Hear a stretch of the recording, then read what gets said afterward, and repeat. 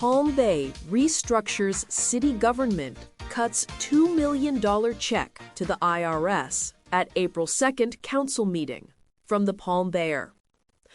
Thursday night, Palm Bay's City Council passed 3 ordinances that changed how the city government is organized.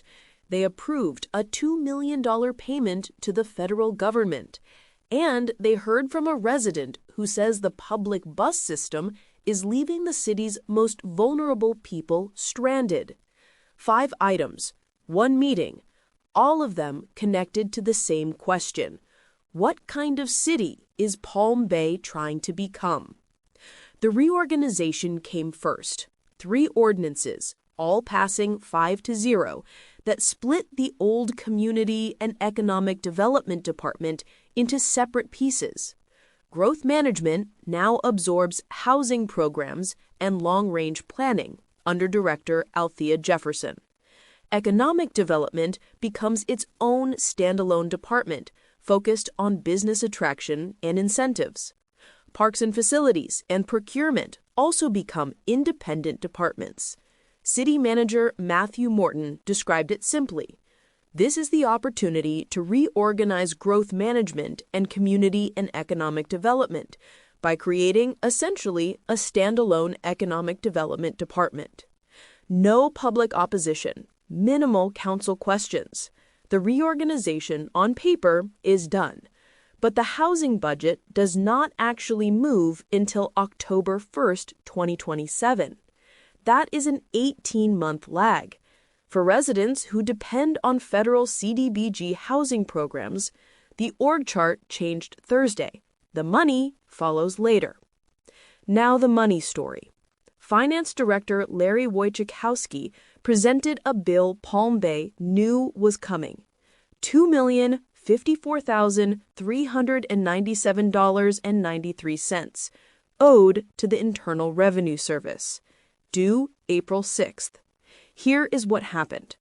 In 2021, the city sold $50 million in general obligation bonds to pave roads. Interest rates were very low.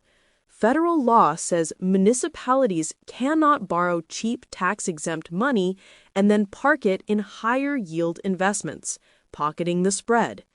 That is called arbitrage.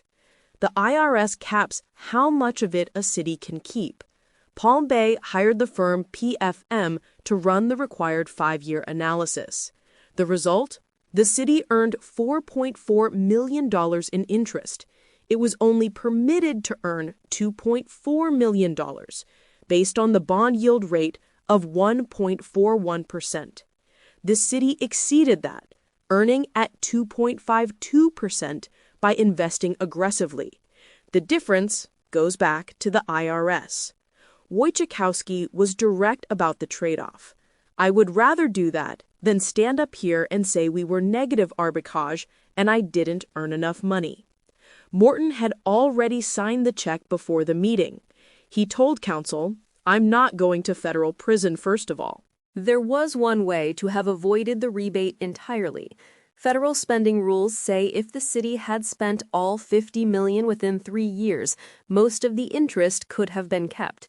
Wojciechowski acknowledged that was not physically possible given the scale of a road paving program.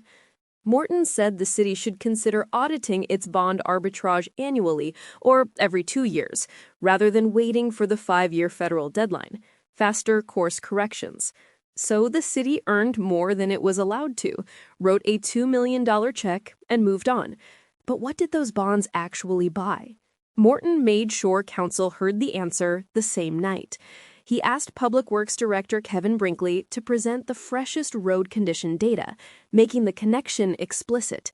If residents were going to hear the city sent $2 million to the IRS from road bond proceeds, they should also see what those bonds bought. In 2017, Palm Bay's average pavement condition index, or PCI, was 68 out of 100. The new survey, completed in early 2026, puts the citywide average at 86. Only about 14% of the road network now scores at or below 68, the old average. Before the GO Roads bond program, most of the network would have been in that range. The roads still scoring low are concentrated in phases 4 and 5, the phases not yet completed before the paving pause. Councilman Hammer pushed staff to verify that recently paved roads are not already failing, which would be a vendor warranty issue. Deputy Mayor Jaffe suggested skipping an outside strategy consultant and going directly to paving contractors with a design-build request for proposals. A full road strategy report goes to the Infrastructure Advisory Board and comes back to Council in fall 2026. From roads to economic development, Morton introduced a concept that drew unanimous support, a business collaboration hub on the first floor of City Hall. The space recently became available when Utilities Director Gabriel Bowden's office relocated. The model is not a lease arrangement. Partners including the Small Business Development Center, which Morton noted just won a national award, SCORE, and local chambers of commerce would maintain a rotating presence without paying rent. The city provides the space, the utilities, and the connection point. Morton framed it around what he called business collisions. When you get the bankers, the investors, your chambers, your regulatory professionals, your entrepreneurs, your mentors, and coaches in the same space, they talk, and they start to learn things from each other. The goal is to reposition City Hall as more than a place to pay a bill or file a complaint. Councilman Langevin said he supports it fully. Councilman Hammer asked for data on commercial growth since the current council took their seats, so results can be measured. Councilman Johnson's one note: get the chamber in there. Then, Debbie Broccoloni stood up.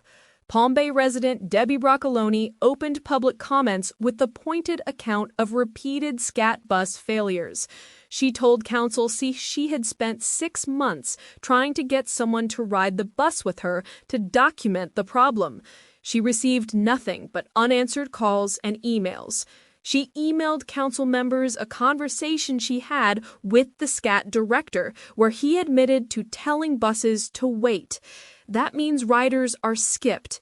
You are leaving Palm Bay citizens behind, Broccoloni said. It's not about the rich. It's about our poorest citizens. The people on dialysis, that people the only way they can get to and from are buses. Councilman Johnson told her he had seen her standing on Babcock Road earlier that day waiting for a bus with no shelter. Council hears you, he said, and committed to meet with Georgiana Gillette. He used the moment to push for a broader shift in how the city thinks about public transit, moving people, not cars. Councilman Hammer said he had already raised Broccoloni's situation at the last Transportation Planning Organization meeting and has questions ready for the next one.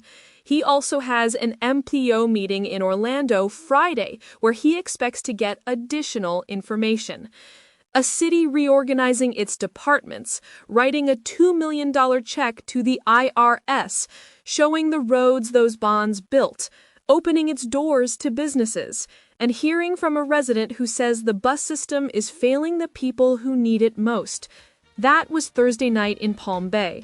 Read the full article and source documents at thepalmbear.com. This is The Palm Bear.